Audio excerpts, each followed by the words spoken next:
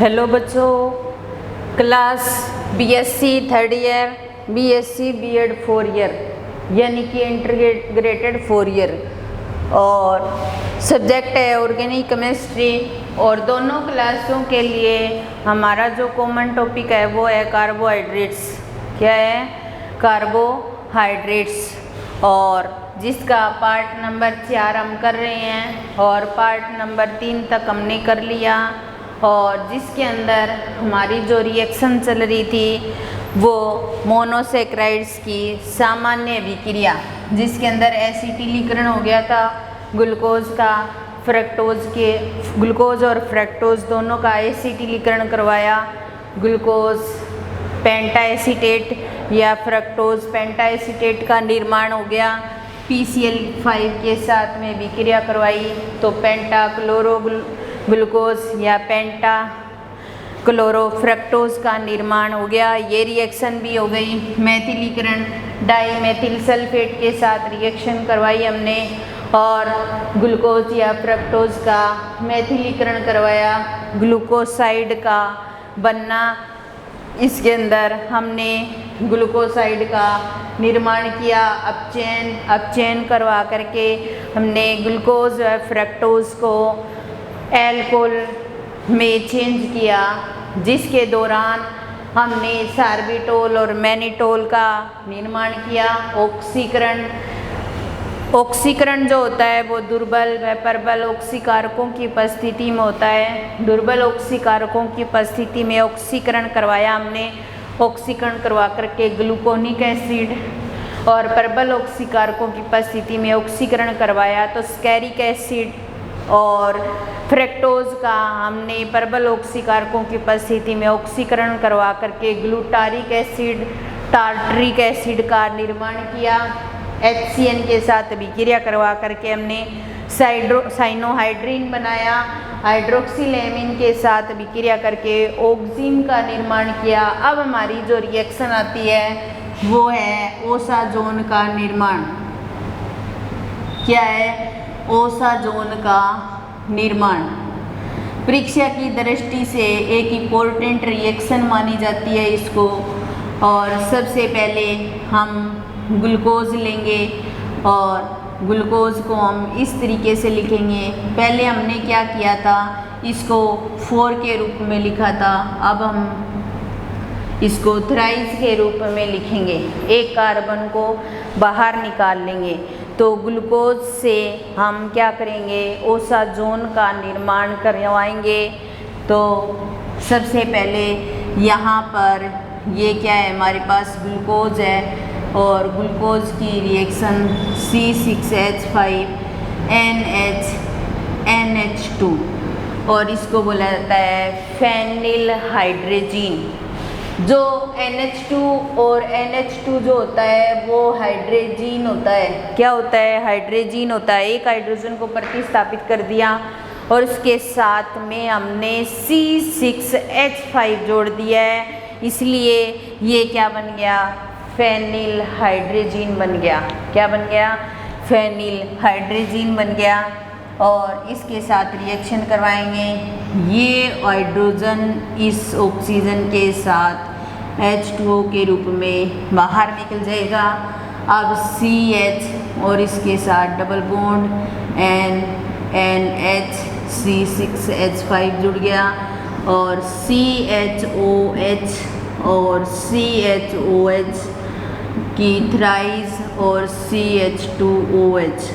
अब देखिए, जब ग्लूकोज की फेनिल हाइड्रोजीन के साथ अभिक्रिया करवाई जाती है तो फेनिल हाइड्रोजोन का निर्माण हो जाता है।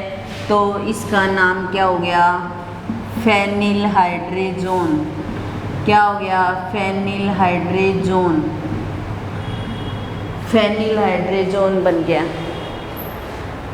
अब हम क्या करवाएंगे, फेनिल हाइड्रोजीन की अधिकता में रिएक्शन करवाएंगे तो C6H5 NH2 लेंगे। और अब देखिए, यहाँ से C6H5 NH, यहाँ से एक हाइड्रोजन इसके साथ C6H5 NH2 के रूप में बाहर निकल जाएगा। और इस NH के साथ ये हाइड्रोजन जुड़ जाएगा तो क्या बाहर निकलेगा, NH3। क्या निकलेगा, NH3 बाहर निकल जाएगा। और यहाँ पर बचेगा CH double bond NH C6H5 और यहाँ C डबल बॉन्ड O और CHOH की थ्राइस और CH2OH, यानी कि जो सेकंड नंबर कार्बन है उसको हमने कीटोनिक समूह के अंदर चेंज कर दिया फेनिल हाइड्रोजीन की दीकता में रिएक्शन करवा करके। और अब हम क्या करवाएंगे, फिर फेनिल हाइड्रोजीन के साथ विक्रिया करवाएंगे, क्योंकि ये रिएक्शन के अंदर अगर ओसाजोन का निर्माण करना है हमें तो फेनिल हाइड्रोजीन की अधिकता में रिएक्शन करवानी पड़ेगी। क्या करनी पड़ेगी, फेनिल हाइड्रोजीन की अधिकता में रिएक्शन करवानी पड़ेगी।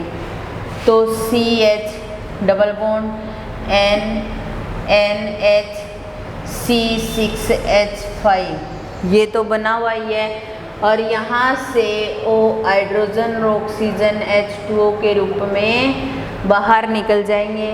तो उस कार्बन के साथ भी NH C6H5 और CHOH की थ्राइस और CH2OH और इसको बोला जाएगा ओसाजोन। क्या बोला जाएगा, ओसाजोन। यानी कि ग्लूकोज से ओसाजोन का निर्माण हो गया। हम ग्लूकोज और फ्रक्टोज दोनों को लेकर के ओसाजोन का निर्माण करेंगे।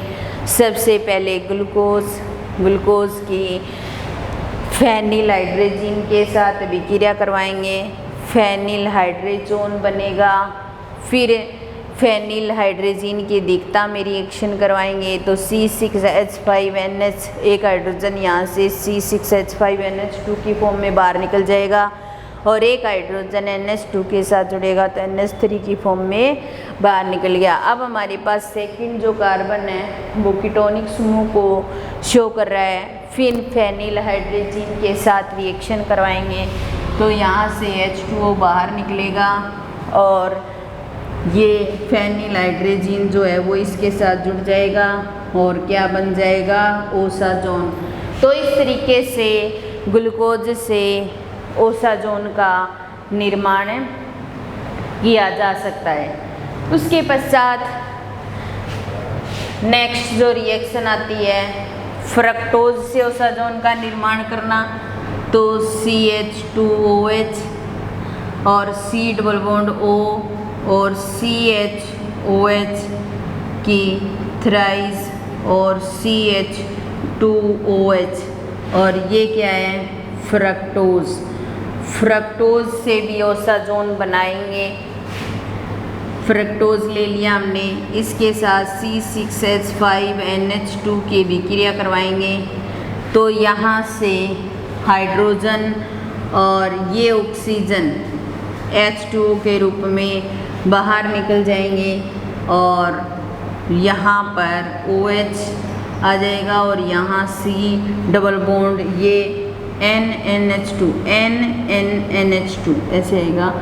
ये हाइड्रोजन और ये ऑक्सीजन NNH C6H5 इसके साथ जुड़ जाएगा और CHOH की थ्राइस और CH2OH ये बन जाएगा।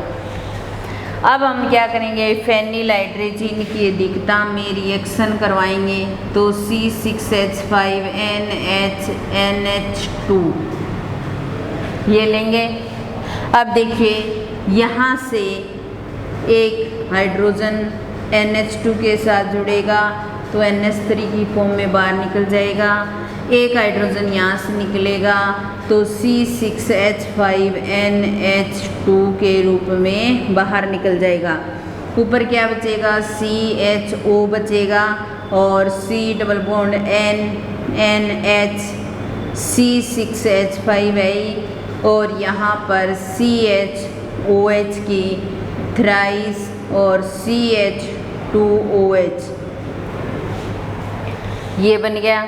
फिर उसके पश्चात फिर हम फेनिलहाइड्रोजीन के साथ फिर रिएक्शन करवाएंगे और रिएक्शन करवाने के दौरान ये हाइड्रोजन और ये ऑक्सीजन फिर H2O के रूप में बाहर निकल जाएंगे और इसके साथ CH double bond NH C6H5 ये जुड़ जाएगा और इधर C के साथ जुड़ा हुआ ही है NH C6H5 और CHOH की थ्राइस और CH2OH और इसको क्या नाम दे देंगे ओसाजोन। क्या नाम दे देंगे ओसाजोन।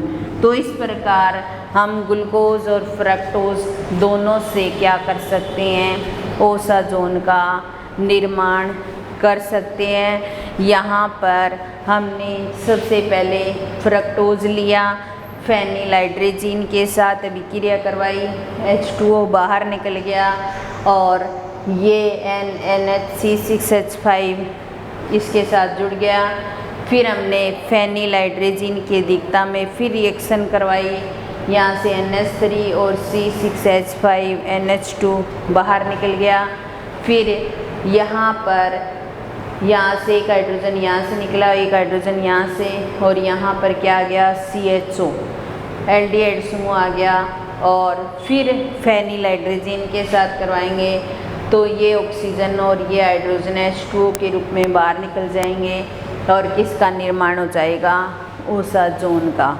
तो इस प्रकार हम ग्लूकोज और फ्रक्टोज दोनों से ओसाजोन का निर्माण कर सकते हैं। परीक्षा की दृष्टि से इम्पोर्टेंट रिएक्शन मानी जाती है, कई बार पेपर में आई हुई भी है। ओसाजोन का निर्माण कीजिए।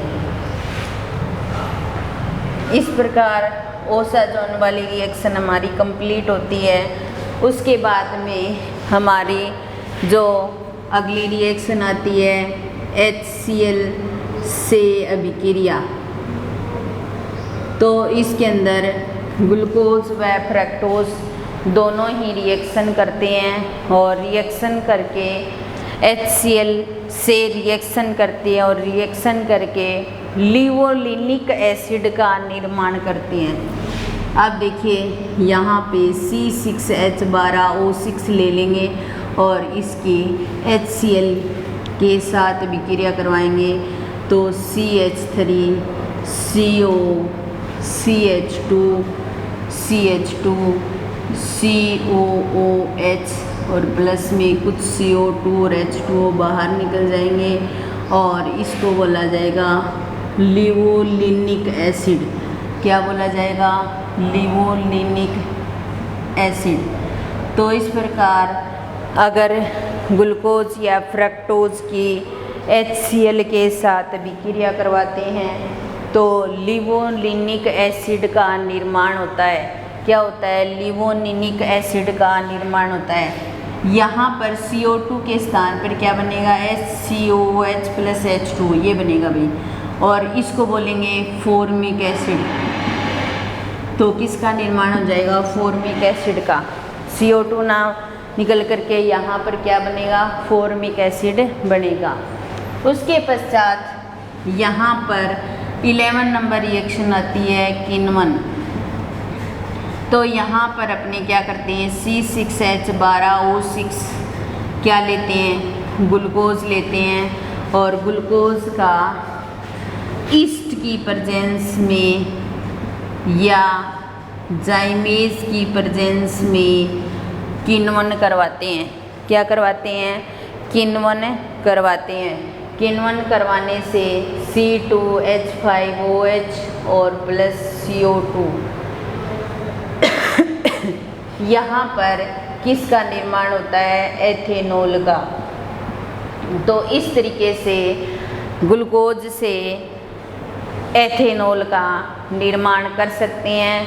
और ये जो 11 हमारी रिएक्शन थी मोनोसेक्राइड की सामान्य रिएक्शन थी और ये यहाँ पर कंप्लीट होती हैं। उसके पश्चात हम ग्लूकोज को फ्रक्टोज में बदलना, फ्रक्टोज को ग्लूकोज में बदलना, और इसके अलावा हमारी जो कुछ रिएक्शन ऐसी भी हैं, कुछ विधियाँ भी हैं, एल्डोसों में वृद्धि करना, यानी कि एल्डिहाइड समूह वाला कोई भी ग्रुप होगा उसमें वृद्धि करेंगे, कीटोसों में वृद्धि करना, एल्डोसों में कमी करना, इस तरीके के कुछ टॉपिक है वो भी करेंगे। तो आज की हमारी क्लास यही समाप्त होती है। धन्यवाद।